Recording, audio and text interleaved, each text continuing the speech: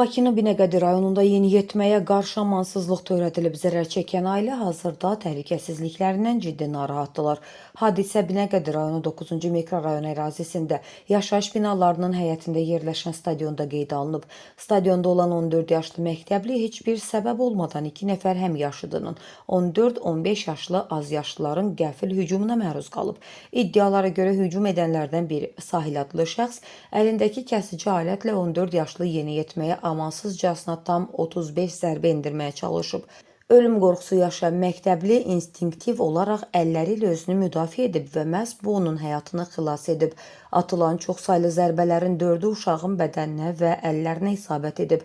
Ağır xəsarətlərlə xəstəxanaya çatdırılan zərər çəkən təcili əməliyyat olunub. Zərbələr o dərəcədə güclü olub ki, yeniyetmənin barmağındakı vətərlər qırılıb.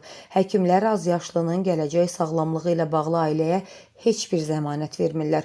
Onun barmaqlarının tam açılıb-açılmayacağı və gələcəkdə fiziki qüsurla üzləşməyəcəyi hələ də sual altındadır. Hadisənin ən narahat doğuran tərəfi isə bu ağır xəsarətləri törətməkdə şübhəli bilinən Sahil və yanındakı digər şəxsin hələ də azadlıqda gəzməsidir. Bu vəziyyət zərər çəkən məktəblinin ailəsində ciddi qorxu və xof yaradıb. Çarəsiz ana bildirir ki, övladı ağır psixoloji travma alıb və həmin şəxsin çöldə gəzməsi səbəbindən uşaq yenidən xəsarət alacağı qorxusu ilə küçəyə addım ata bilmir. Evdən bayıra çıxmır. Hazırda faktla bağlı Binəqədi rayon polis idarəsində müstəntiq tərəfindən araşdırma aparılır.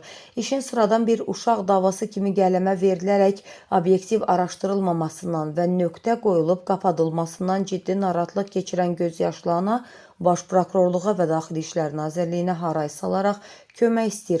O məsələnin tam obyektiv və şəffaf şəkildə araşdırılmasını, hadisəni törətməkdə təqsirləndirilən şəxslərin azyaşlı olmalarına baxmayaraq məsuliyyətdən yayınmamasını və qanun çərçivəsində layiqli cəzalarını almasını tələb edir. Ana, ailəsinin təhlükəsizliyinin təmin olunması və ədalətin bərqərar olması üçün aidiyyatı dövlət qurumlarının bu işi xüsusi nəzarətə götürməsini xahiş edir. Problem odur ki, mənim oğluma sui-qəsd olunub, onlar komanda şəklində olub, oğlumun həyatı hələ də təhlükədədir. Çünki o vuran şəxs hal-hazırda çöldədir, gəzir və yenidən təkrar oluna bilər mənim oğluma qarşı. Ona görə də biz özümüzü savunmasız hiss edirik. Mən cənab prokuror Kamran Əliyevdən və cənab Vilayət Eyvazovdan xahiş edirəm, bir ana kimi, bir Azərbaycanlı qadını kimi yalvarıram. Bu işə obyektiv yanaşsınlar. Mənim oğlumu qətlə yetirmək istəyən şəxslər varsa, yəni onlar layiqincə cəzalandırılsın, onlar həbs olunsun. Çünki mənim oğlum çox böyük bir travma keçirdi.